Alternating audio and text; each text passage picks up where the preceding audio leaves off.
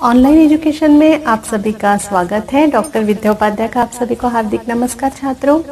आज हम हिंदी युवक भारती के 6वें गद्य का अध्ययन करेंगे जिसका नाम है पाप के 4 हथियार। एक युवक जो बहुत परेशान होकर पटना के रेलवे स्टेशन पर जाता है और सोच लेता है कि आज तो जीवन लीला समाप्त करनी है। एक हताश, एक निराश युवक जाने के पश्चात रेल आने के लिए कुछ समय होता है। एक बुक स्टॉल पर उसका ध्यान जाता है और एक पत्रिका खरीद लेता है। पत्रिका का नाम है धीरे धीरे जियो। कुछ ऐसी पंक्तियां वो पढ़ता है कि उसके मन से आत्महत्या का ख्याल उतर जाता है, निकल जाता है और खुशीपूर्वक जीने का संकल्प लेकर वह चला जाता है। भला ऐसा किताब में क्या लिखा होता है कि उसके जीवन में वह प्रेरणा बनकर पंक्तियां उतर जाती है। जी हाँ, यह जो पंक्तियां होती है यह लिखने वाले और कोई नहीं, कन्हैयालाल मिश्र प्रभाकर जी थे, जिन्होंने ऐसे पत्रिकाएं लिखी कि एक युवक जिसके मन में पूरी तरह निराशा ने घर कर लिया है और केवल कुछ पंक्तियां पढ़ने के पश्चात वह अपना रवैया ही बदल देता है। आत्महत्या करने के लिए आया हुआ युवक खुशी खुशी घर चला जाता है, वो भी जीने की प्रेरणा के साथ। कन्हैयालाल मिश्र प्रभाकर, जिनका जन्म 1906 में उत्तर प्रदेश के देवबंद गांव में हुआ, आप पद्मश्री से सम्मानित हैं। दरअसल ये स्वतंत्रता सेनानी भी रह चुके, क्योंकि इन्होंने पत्रकारिता के माध्यम से स्वतंत्रता के समय संपूर्ण लोगों में जागरूकता फैलाई। साथ ही इनकी जो विधा है निबंध विधा है। ऐसा कहा जाता है कि जो निबंध में पारंगत है उसके लिए सारी विधाएं सहज और सरल हो जाती है। अपने विचारों को भाषा के रूप में व्यवस्थित रखना यह हर एक के बस की बात नहीं होती, और इसमें अगर किसी को महारत हासिल थी तो वे थे कन्हैयालाल मिश्र जी। इन्होंने बड़े बड़े नाटककार, साहित्यकार को पढ़ा था अपने जीवन में। बर्नार्ड शॉ को ये पढ़ते थे हमेशा, क्योंकि गद्य का आरंभ ही बर्नार्ड शॉ के पैराग्राफ से हुआ है। किंतु उसके पूर्व हम देख लेते हैं कि इनकी प्रमुख कृतियां कौन सी हैं। आपको पूछा जाता है कि इनके निबंधों का नाम क्या है। जिंदगी मुस्कुराई, बाजे पायलिया के घुंघरू और जिंदगी लहलहाई, ये इनके निबंध संग्रह है। हम जो पाप के 4 हथियार देख रहे हैं, बाजे पायलिया के घुंघरू, इस संग्रह से यह गद्य लिया गया है। साथ ही इनकी भाषा सरल, सहज है, मुहावरेदार है, तत्सम शब्दों का प्रयोग मिलता है और काफी मंजे हुए थे। नेहरू जी ने जब इनसे पूछा कि कन्हैया आजकल तुम क्या कर रहे हो, तो इन्होंने कहा था कि आप भारत में बड़ी बड़ी बिल्डिंगें बना रहे हैं, अब आपने नवनिर्माण शुरू किया है, लेकिन एक वक्त ऐसा आएगा कि जब मेरे शब्दों की, मेरे विचारों की जरूरत पड़ेगी, क्योंकि बिल्डिंग पर लगा हुआ जो ये चूना है ये धीरे धीरे गिर जाएगा और उसके बाद मेरे ये शब्द इसे संभालने का कार्य करेंगे। और सचमुच ऐसा हो रहा है। तो ऐसे थे मिश्र जी। बर्नार्ड शॉ की आरंभ में पंक्तियां दी गई हैं।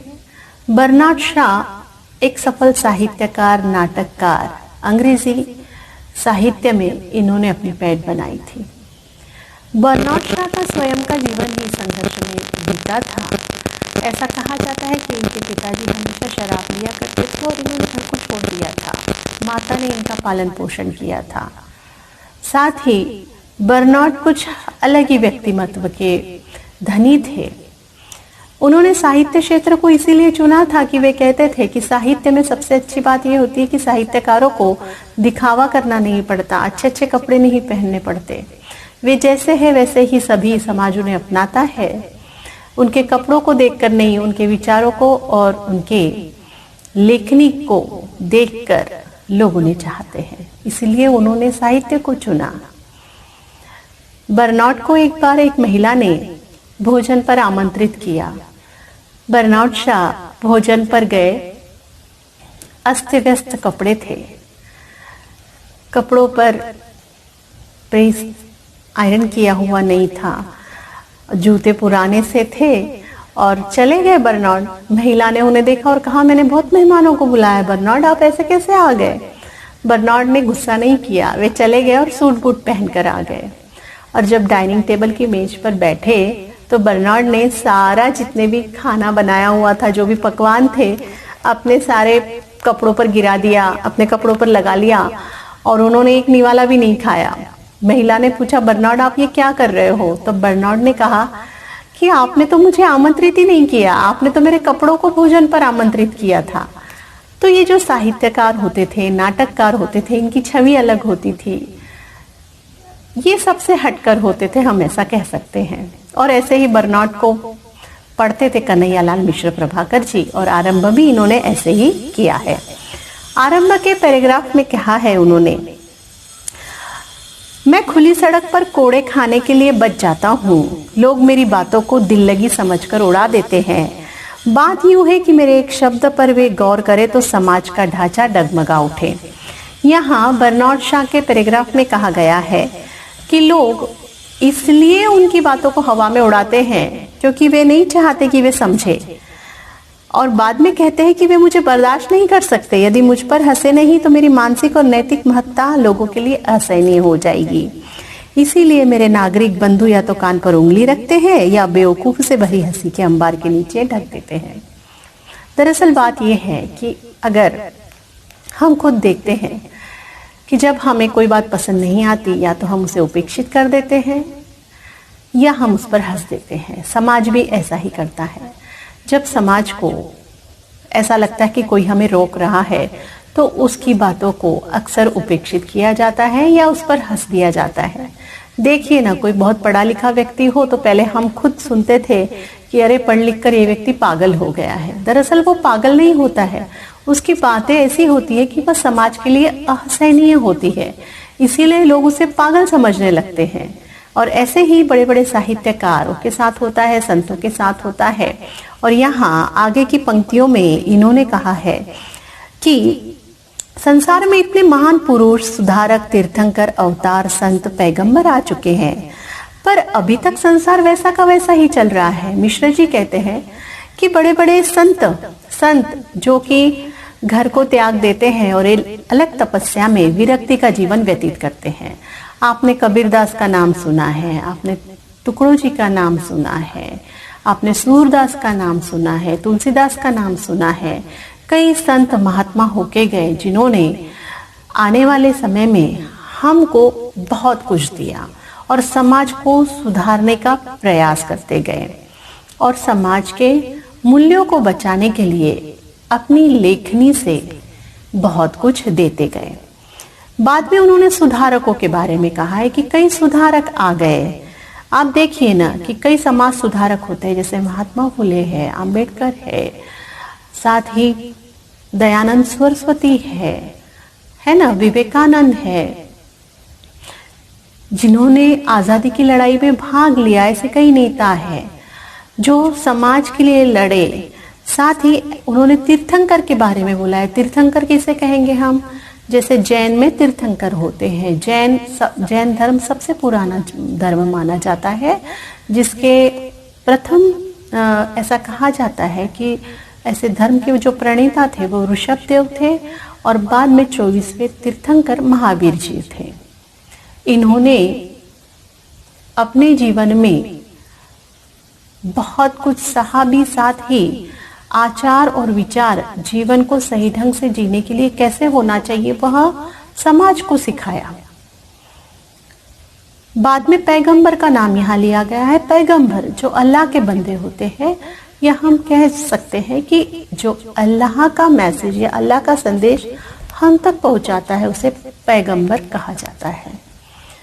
तो फिर कुरान हो या बाइबल हो या नानक की पोथी हो या रामचरितमानस हो या बड़े बड़े संत सुधारक हो, हमने देखा है कि इनके जितनों के भी जीवन है, इन्होंने बहुत कुछ सहा है, संघर्ष को सहा है, इनकी कड़ी उपेक्षाएं की गई है। यहाँ मिश्र जी कहते हैं कि इन्हें जो पाप के 4 हथियार है, वे कौन कौन से ऐसे हथियार है जो इन समाज सुधारकों पर कड़ा प्रहार करते हैं। इन्होंने 4 ऐसे हथियार पाप के बताए हैं, जिसका नाम है उपेक्षा, निंदा, हत्या और श्रद्धा। पहला है उपेक्षा। आप देखिए कि कोई भी समाज सुधारक जब आता है और समाज को सुधारने का प्रयास करता है तो पहले उसकी उपेक्षा की जाती है। आरंभ की पंक्तियों में यहाँ कहा गया है कि जब उपेक्षा की जाती है तो समाज सुधारक और मजबूत होता है। जैसे सोना आग में तप कर निखरता है, वैसे ही ये समाज सुधारक कड़ी निंदा से, कड़ी उपेक्षाओं से, और आपने सुना होगा कि किस प्रकार सावित्रीबाई फुले भी जब शिक्षा के प्रचार प्रसार के लिए आगे बढ़ी तो उन पर भी पत्थर फेंके गए। ऐसे कई संत महात्मा हैं जिन्हें पत्थरों से मारा गया, जिन्हें बहुत यातनाएं दी गई, तो वे कहते हैं कि उनकी उपेक्षा की जाती है। निंदा, बाद में दूसरा जो हथियार है पाप का, निंदा बताया गया है। यहाँ वे कहते हैं कि उस पर निंदा की बौछारें होती है, समाज मिलकर उसकी निंदा करता है, उसे पागल कहेगा, उस पर हंसकर कहेगा कि इसकी बातें बेतुकी है। आप देखिए ना, कबीर जाजी जब सर पर गट्ठर रखते थे कपड़ों का और बोलते बोलते जाते थे तो पीछे कुछ अनुयायी होते थे जो सुनते थे, उन्हें अच्छा लगता था, वो पंक्तियां लिख लेते थे। किंतु आज कबीर की हर पंक्ति हमारे जहन में उतरती है। जैसे उन्होंने कहा है, हिंदू कहे मुझे राम प्यारा, तुर्क कहे रहे माना, आपस में मुझे लड़ी लड़ी मरे, मर्म कहो न जाना। तो ये 400 साल पहले लिखी गई पंक्तियां आज भी हमारे हृदय को छूती है, हमें सोचने पे विवश करती है। ऐसे ही समाज सुधारकों ने कई बातें ऐसी कही है कि जो आज भी हमारे हृदय को भेदती है और हमें विवश करती है कि हम सोचे।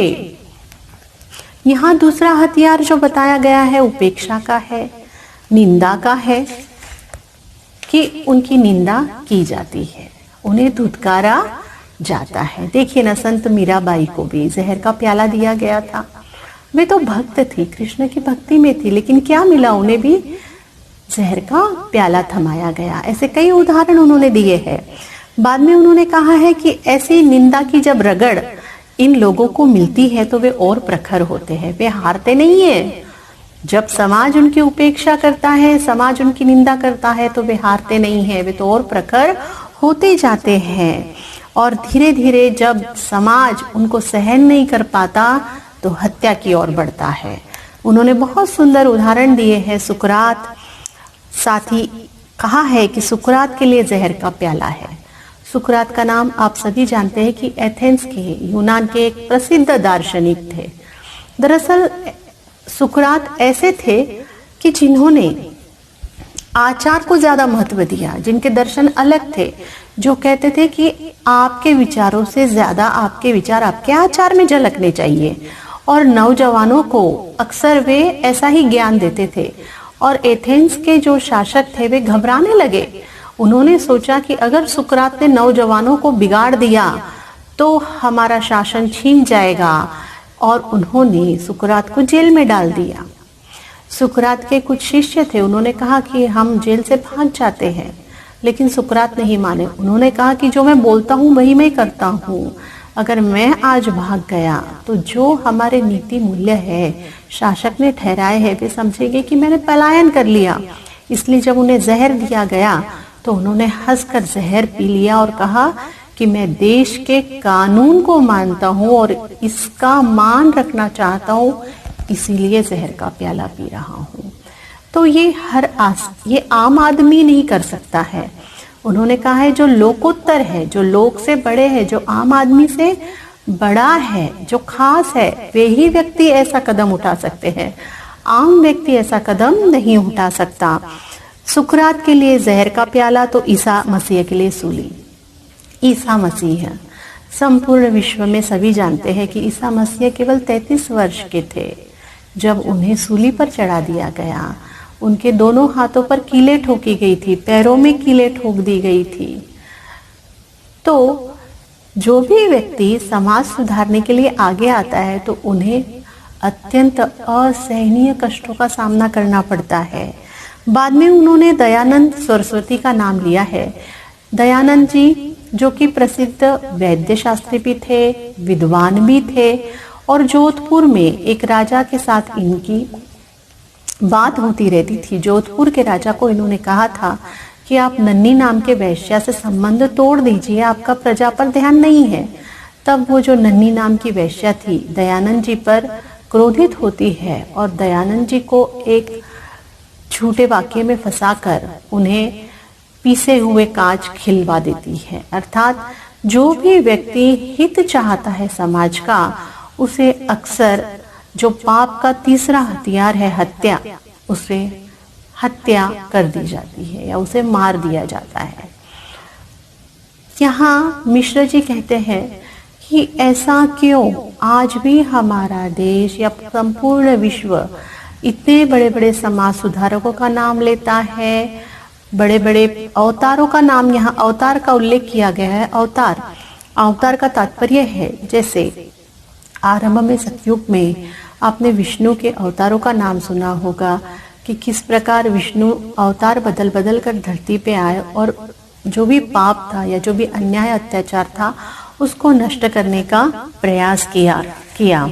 जैसे त्रेता युग में वामन अवतार था, परशुराम, श्री राम, सतयुग में कुर्मा अवतार, मत्स्य अवतार, तो द्वापर युग में कृष्णा आए थे।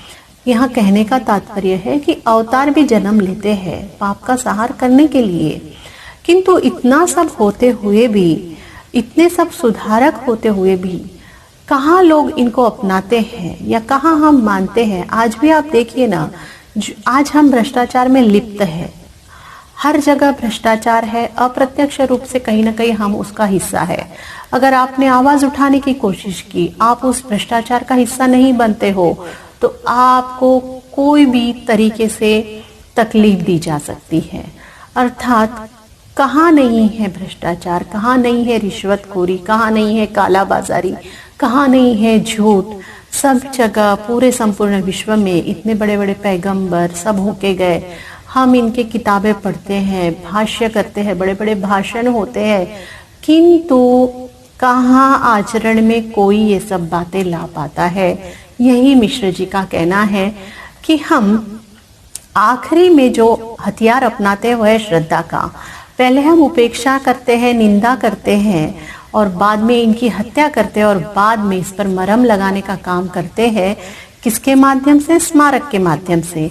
आप देखिए कि जब पद्मश्री और नोबेल पुरस्कार भी किसी किसी व्यक्तियों को मरने के उपरांत दिया जाता है, इनके जिंदा रहते हुए इनका सम्मान समाज भी नहीं करता, बाद में होश में समाज आता है। तो यहाँ मिश्र जी यही कहते हैं कि ऐसा क्यों, ये जब जीवित होते हैं इनकी बातों को क्यों नहीं अपनाया जाता, और जब इनकी समाज ही हत्या करता है और समाज ही इन्हें धुतकारता है, बाद में तकलीफ देने के बाद इनकी बड़ी बड़ी किताबें लेकर वह समझता है कि हम सब कुछ अब सीखने लगे हैं। दरअसल बात ये होती है कि हम अपने ही पापों पर एक तरह का मरहम लगाने का कार्य करते हैं स्मारकों के रूप में। उनका कहना यही है कि सुधारकों के स्मारक उनके जाने के पश्चात बनते हैं और केवल ये स्मारक ही रह जाते हैं, इनके विचार हम अपने जीवन में नहीं अपनाते। यही पाप के 4 हथियार इस गद्य में समझाने का प्रयास किया गया है। कुछ कठिन शब्द भी है, जैसे पीड़क यानी पीड़ा पहुंचाने वाला, एकांगी यानी एक पक्षीय, पैना यानी धारदार या तीखा, विडंबना यानी उपहास, उपसंहार यानी सार या निष्कर्ष। आपको कुछ प्रश्न पूछे जा सकते हैं कि पाप के 4 हथियार कौन से हैं, तो उपेक्षा, निंदा, श्रद्धा